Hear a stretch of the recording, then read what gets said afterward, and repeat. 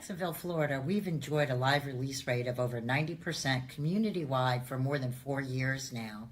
So you can imagine how surprised I was to learn that Florida was the third worst state in the nation for animal shelter deaths. I was really surprised by that.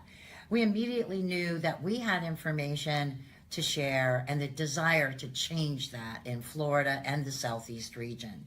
So we set about examining exactly what would that look like.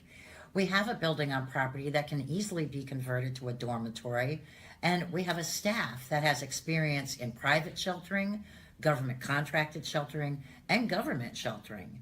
We also have an incredible partnership with our government entity here, and that we've got much to share and learned a great deal. It's not that difficult to put into place, and each community is unique and different. And the truth is, most communities who need the help can't afford the help. So despite there being some wonderful consulting organizations out there, some of that is out of reach for many of the communities here in Florida.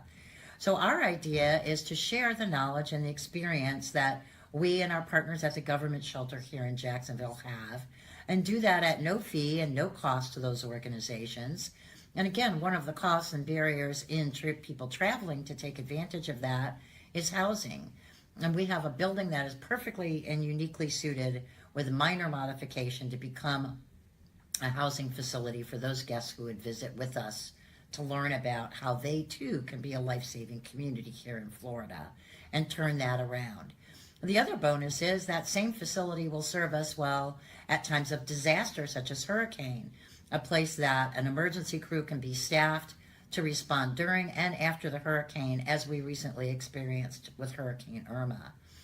And certainly last but not least, a stopover and a resting place for those transport drivers moving animals out of Florida to cities north of us.